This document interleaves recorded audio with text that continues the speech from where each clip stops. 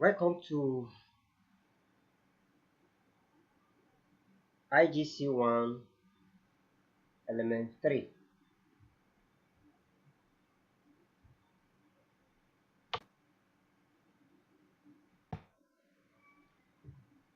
So, welcome to Element 3 for IGC 1, Managing Risks, Understanding People and Processes. This is one area that has to do with the arrangement part.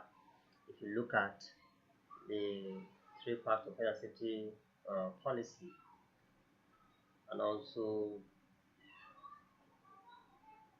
the management of health and safety, looking at the element of health and safety management system, looking at the OAA.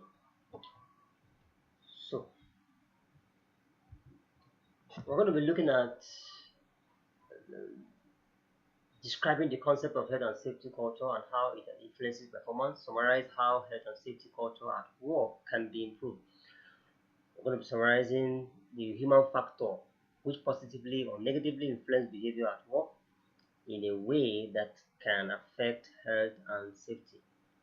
We're going to explain the principles of risk assessment process, discuss typical workplace changes and that have significant health and safety impacts and ways to minimize those impacts. We're also going to be describing what to consider when developing and implementing a safe system of work for general activities. We're going to explain the role, function, and operation of a permit to work system.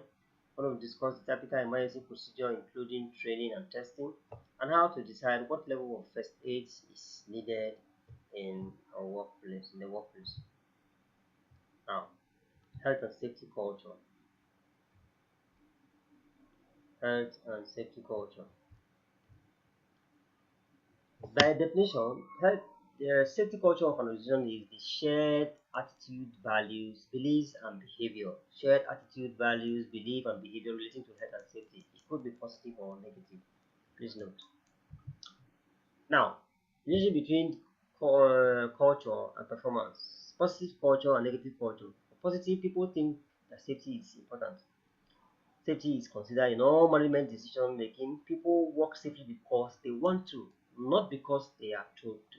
Because to care for their life and life of their colleagues, knowing fully well that whether money or no money in their pocket, they have to return home safely because their family needs them to return back home, which is very important. All workers are positively influenced by this pair thinking and behavior. For example, when you have positive safety culture, this behavior is is seen or easily noticed among colleagues. Now let's look at the negative culture. A lot of people think that safety is of low priority. Safety is not considered in decision making at any level. Such places where management give attention more to productivity and the emphasis on safety, and it's usually disastrous. Citing the case of Papa Alpha, Mikando Prospect, and so many other instances. People will only work safely if they are told to and think that they will be caught and punished if they don't. All workers are negatively influenced by this pair thinking and behavior. Having said that, let's look at indicators used to assess culture. Please note these indicators.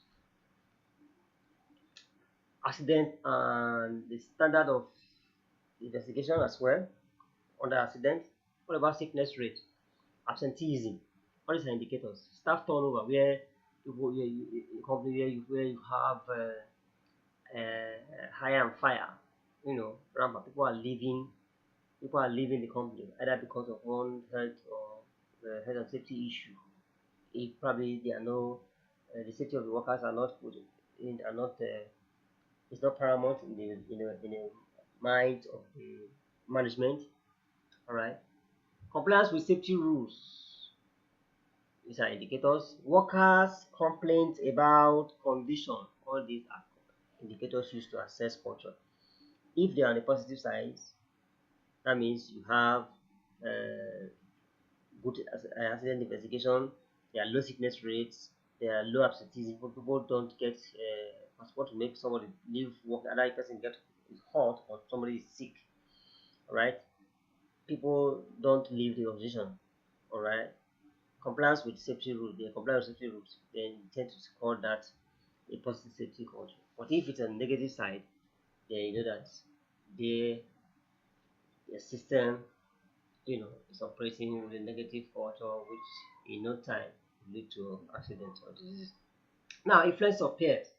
Put people together in group. What will occur? Interaction will occur. Influence will be exerted. A hierarchy forms, right? Known as pecking order.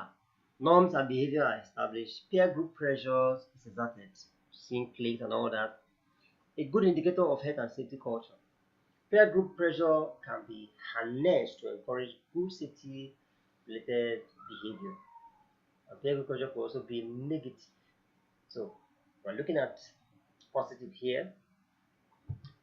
Now, group exercise. What factor could result in deterioration of organizational health and safety culture and hence safety performance? Look at it critically, think about it. What could bring about this? When safety culture is poor, when management are not committed, when there's apathy among staff, looking at reporting of accident or incident and what have you. So, improving health and safety culture. Management commitment and leadership. Senior management set policies. They also set priorities and targets. They must inspire and motivate. Yes, they set policy, they drive the system, they sign that one-page document showing the direction that the organization wants to, and they provide resources to ensure that the system works and runs. Because safety without management commitment is zero, no matter how you try. So their leadership cascades through the organization, but be visible. That means they are around us. They also behave safely by showing example. Involved in safety meetings. Of course, they know firsthand what are the issues and that needs to get attention, what needs to be closed out, concerns and all that. Because that's where you get feedback from workforce and all that. Doing safety tours and audit. You want to go for safety tours and audit to ensure you see on the spot assessment of how things are. So there are some things that probably will take weeks to get to your attention. You just on the spot approval and all that to ensure that thing is closed out, is given priority, because that will help you to see and also help you to interact with the workforce to know their needs, their concerns, and all that. Promoting changes to improve safety. All right, bring innovation, bring things that ensure that the workplace is safe as per what the law requires. And of course, if your workplace is safe, your workers' morale is high, productivity is high, more money goes into your pocket. Enforcing rules through the use of discipline when people are found to have broken the rules. Now, competent workers. Who is a competent person? A competent worker or competent person is someone who has sufficient training, skills, experience, and knowledge. All right, looking at the acronym KATE, and perhaps other attributes such as attitude or physical ability to be able to carry out their jobs safely. Group exercise. Identify few examples of workplace communication from the following categories: verbal communication, written communication, graphic communication. What are the merits and limitations of each method? We're going to be seeing all these in the next couple of slides. Please pay attention to this section. So, verbal communication. What are the benefits? It's personal, one-on-one. It is quick, it's direct. It checks understanding. Do you understand what I'm talking about? You get a response from the person, either yes or no, and you get feedback immediately. For share view where I think somebody is saying something to you. Okay, these are what are your views. I think we can do it this way and all that. You get instant response. Additional information, body languages and all that. What are limitation? Language barrier. The man is a Frenchman and you are an Englishman. Lepas and all that. You can't hear. Jargons when you are speaking big grammars. At the end of the day, the person cannot comprehend. Background noise. If you have noise, you have machines at the background making noise, reverse alarm and all that, beacons and all, you cannot hear well. Poor hearing, somebody who has a defect, disability hearing. I encountered a safety manager quite one time where we worked on a project and he said, Chris, speak louder, I'm a half deaf man. And he uses hearing aid. Ambiguity, when you use big grammar that are confusing. Missing information, when information has been distorted, some vital information are missing, and that will bring about uh, poor or ineffective communication. Forgetting information, somebody told give an information to instruction to, the person forgot part of the information, part of the instruction. No records, of course. You can't document a conversation or just verbally, that occurred verbally. Poor quality or telephone or public address system. If the quality of telephone, maybe network is bad, or the PA has reciprocal issues, you cannot hear well.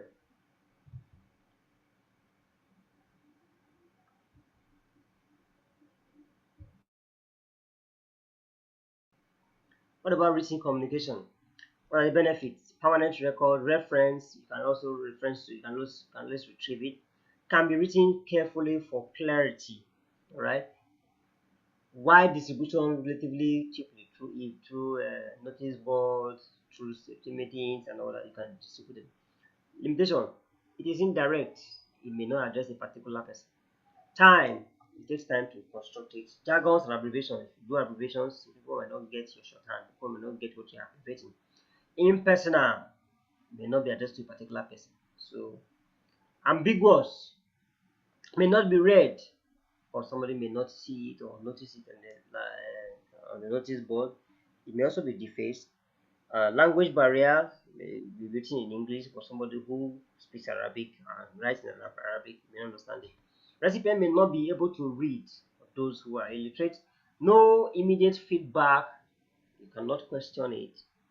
All right. For those who have impaired vision, may not be able to read as well.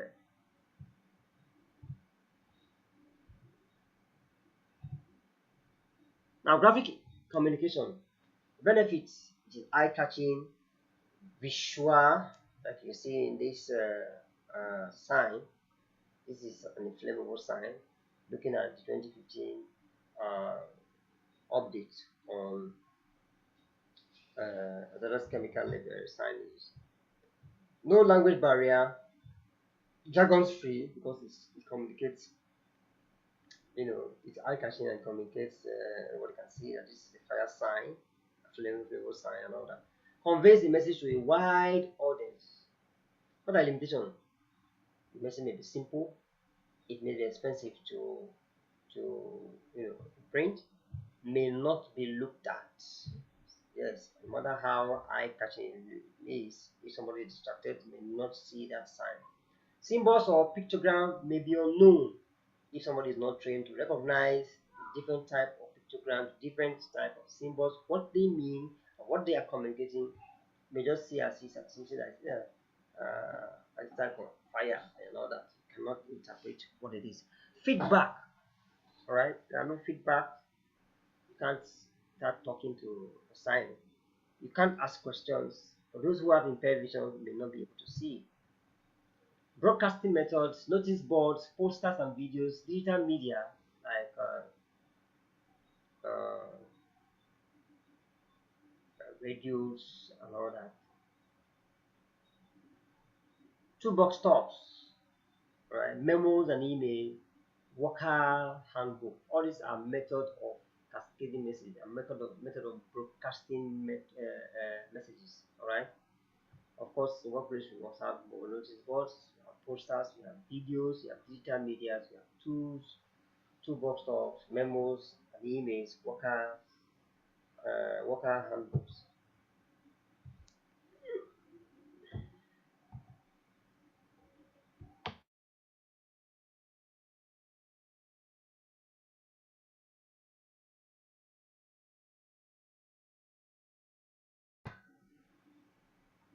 Now, what are the merits and limitations of using safety posters as a form of propaganda?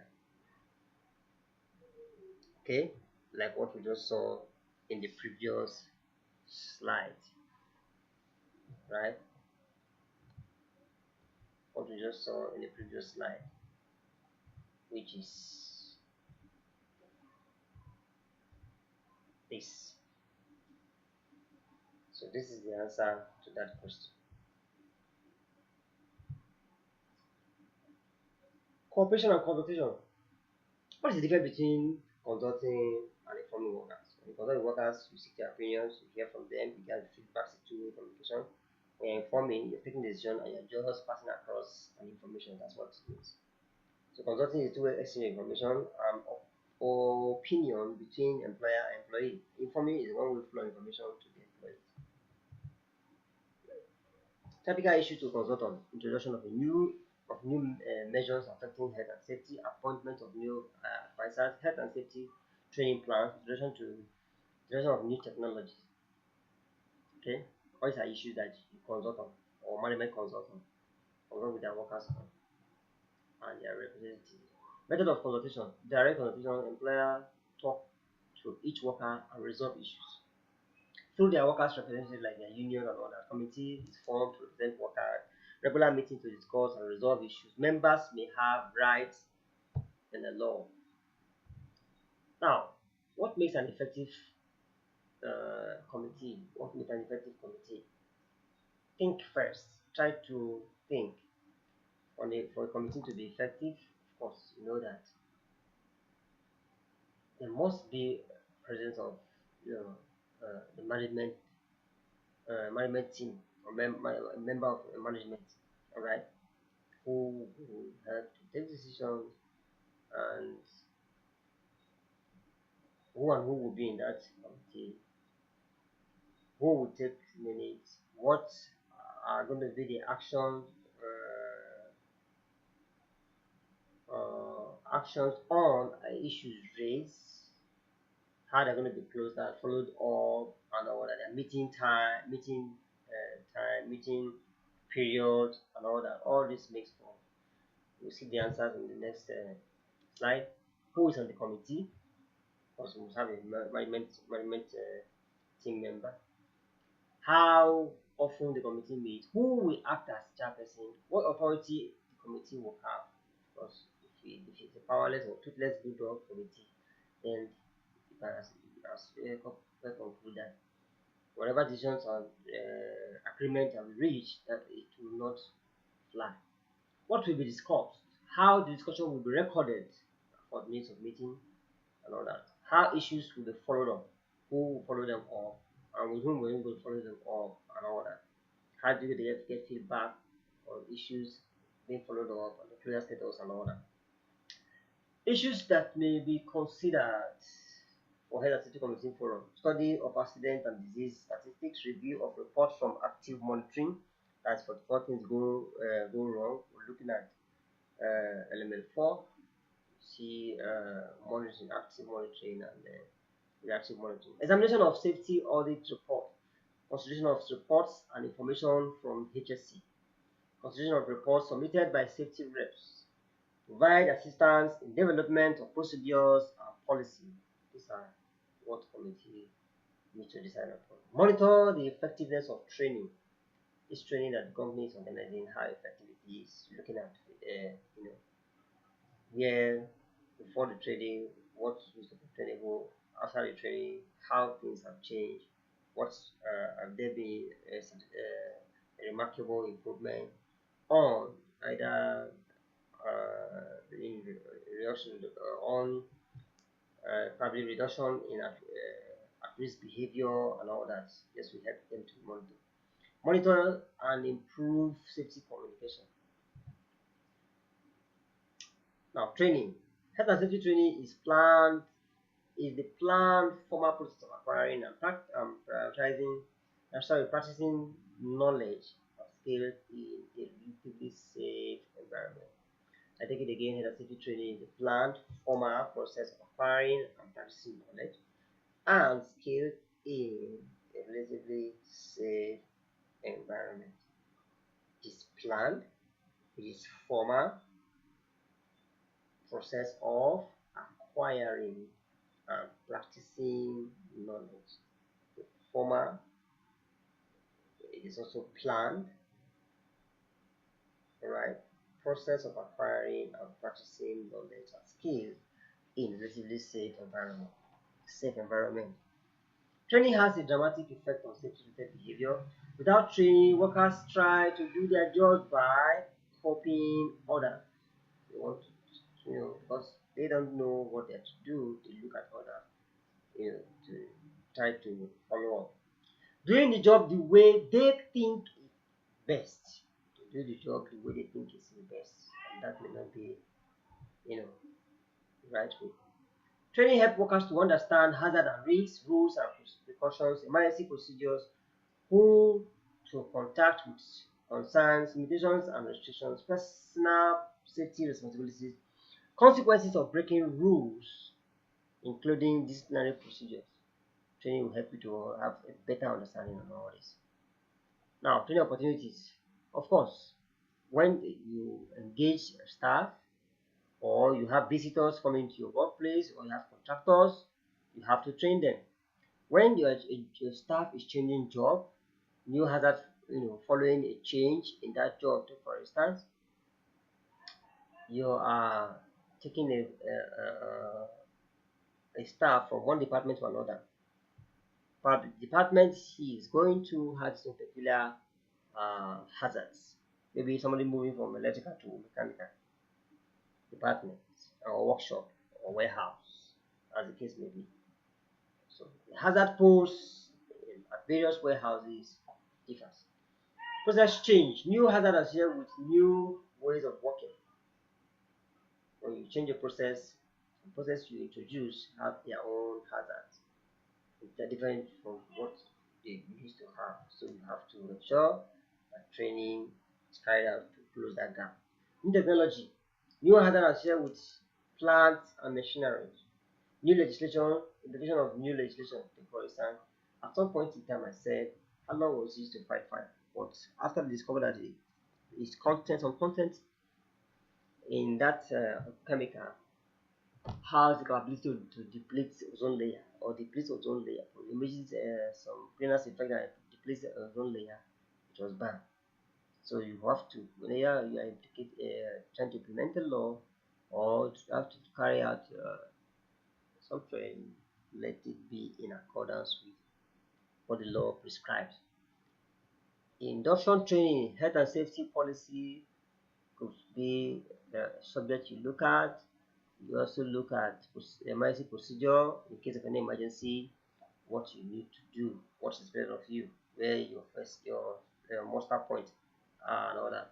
These are typical issues that are contained in an induction form. First aid, specific site hazard and control, welfare facilities, safe movement, accident and incident reporting, consultation agreement, safety rules, personal protective equipment, safe working and permits, looking at procedures and all that. Risk assessment, GSA, responsibilities of individuals, who is responsible for what, who are the fire marshals, who are the PA guys or radio room operators, security department, person in charge and all that, as the case may be.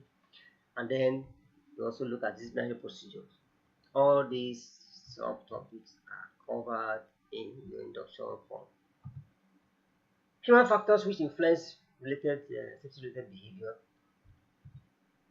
Now, human factors influencing safety-related behaviors are the job, the organization, and the individual. The job, the organization, and the individual. For the design factor, looking at the safety culture. Is it positive? It's negative. If it's positive, it has influence. If it's negative, it also has negative influence. Commitment and leadership. If management are committed, demonstrate commitment, drive the system, provide resources, ensure that the workplace is safe, ensure that workers know their roles and responsibilities, they are visible, they go for tours, they go for meetings, safety meetings, they delegate, and their policies are effective, then you see that things go well.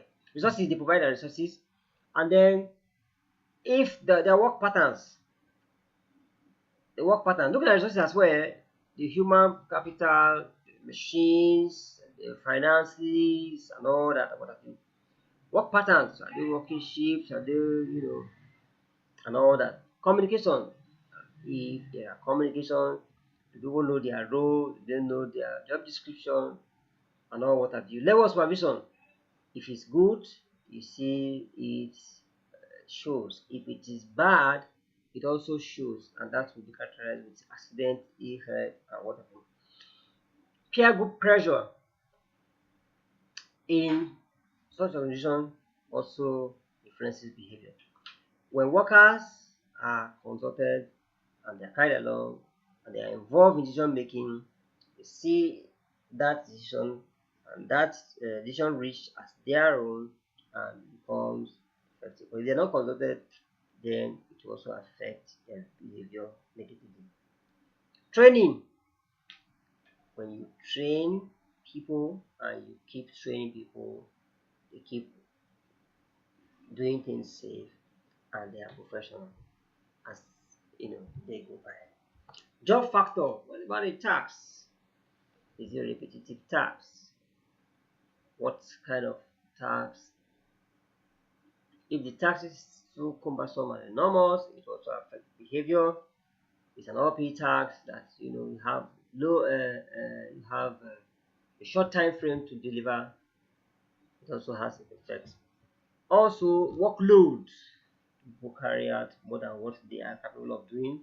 Looking at their capacity, I know of a man who has stress. Once he gets to that stress level, his system shuts down, he cannot work again. So doctor gave an advice and gave a written note that this man should be placed on certain jobs. There's some jobs that are not good for him to embark upon. Now, display and control, all these also have influences on behavior.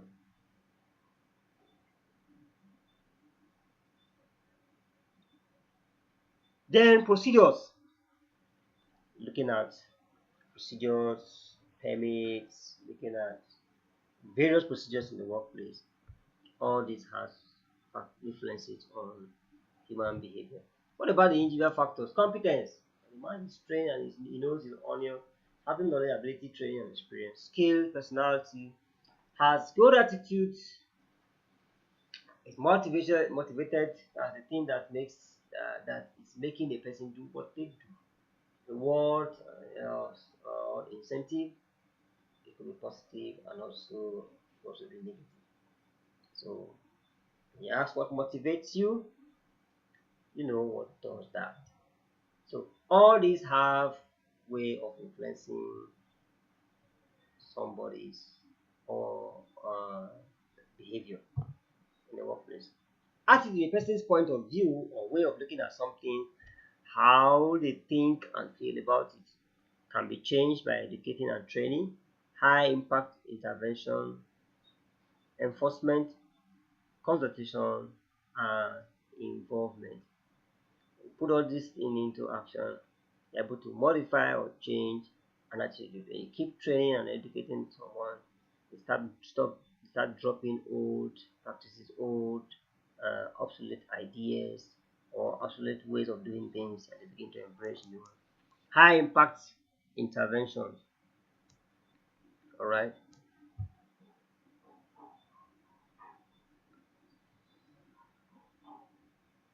Enforcement. Sometimes you need to ensure that people uh, do what they are told, or else they you get sanctioned.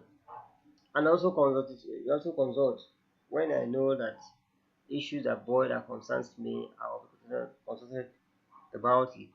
I see that process as my own, and I tend to give meaningful contribution to it. But if I am not consulted, then it also influences my behavior in a negative light. Then involvement, they also will involve workers. Then risk perception, the way a person's brain interprets information sent to it by their senses, looking at sight, hearing, smell, taste, touch. Now, you will be shown the following slide for 20 seconds. You are asked to count the number of F's. The time starts now. Finished files are the result of years of scientific study combined with the experience of many years. You've done 8 seconds already. 9, 10.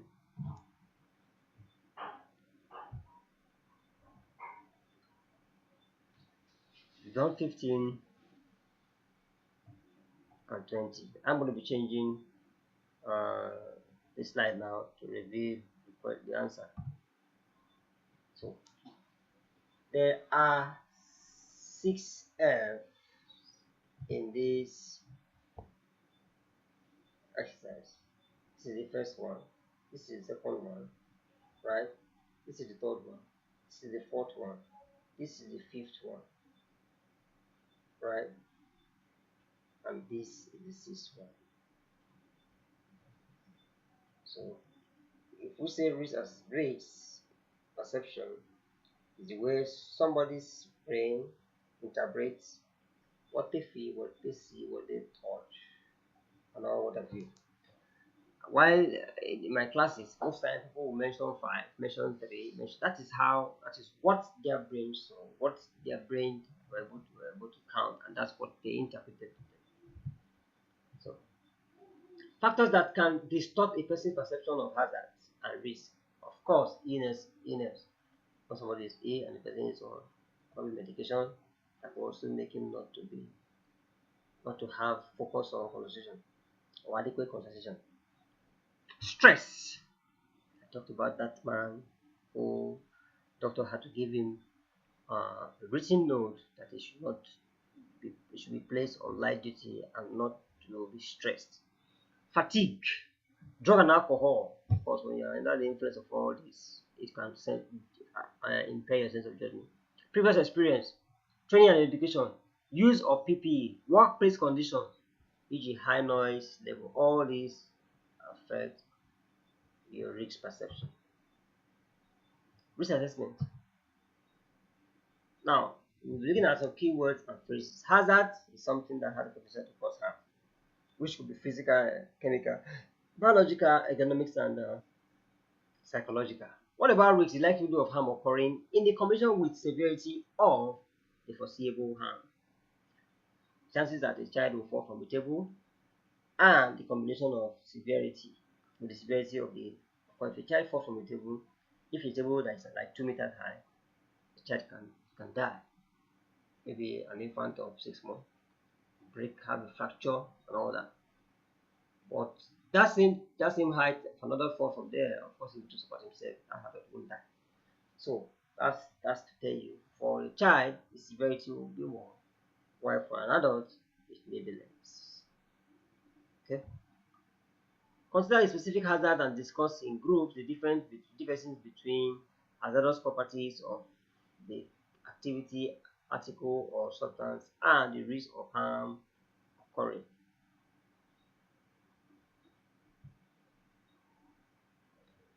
Risk profiling.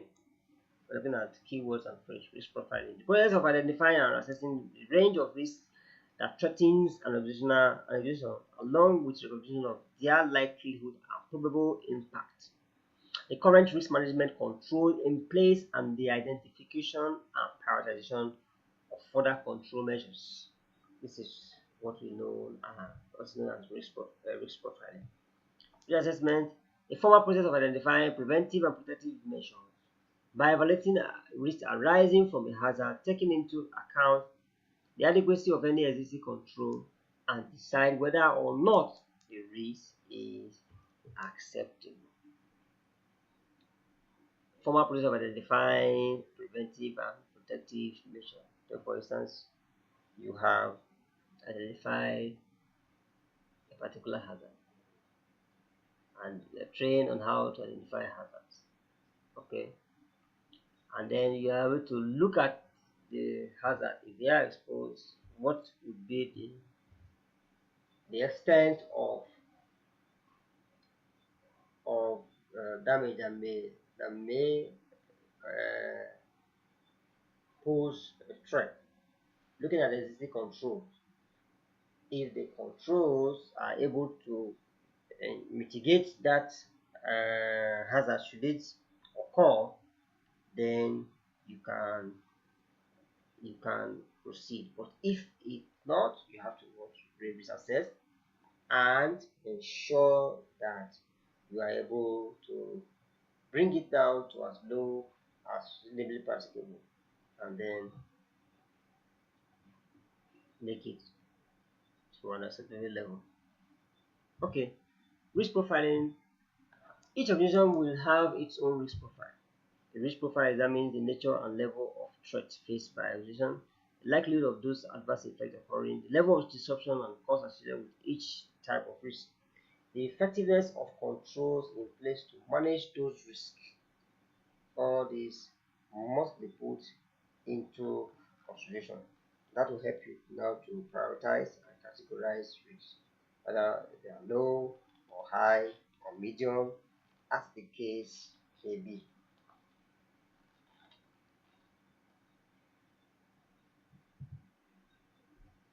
The outcome of risk profiling will be that the risk has been identified and prioritized for action. The right control measures have been identified and implemented, and minor risks have not been given disproportionate priority. The risk profiling process. Identify the risk that threatens the organization. Identify the health and safety impact and the business impact associated with each threat. Identify how well each threat is controlled. Identify the likelihood of each threat happening and prioritize the threat, whether it is low, medium, high. What is the purpose of risk assessment? One, to prevent death and personal injury. Other type of loss incident, breaches of statute law, the cost of loss, right? Cost of loss. When a risk assessment is said to be suitable and sufficient, it must meet the following criteria. Please note suitable and sufficient. It is examinable. It must identify significant risks, those risks that are capable of causing harm. It must enable employers to identify and prioritize control measures. Those control measures they are going to be applying must be in compliance with the law. Remember the case of Halon. Appropriate to the nature of work. You cannot use the relative assessment for electrical work. It must be appropriate to the nature of work, proportionate to the risk, and it must be valid for a reasonable period of time.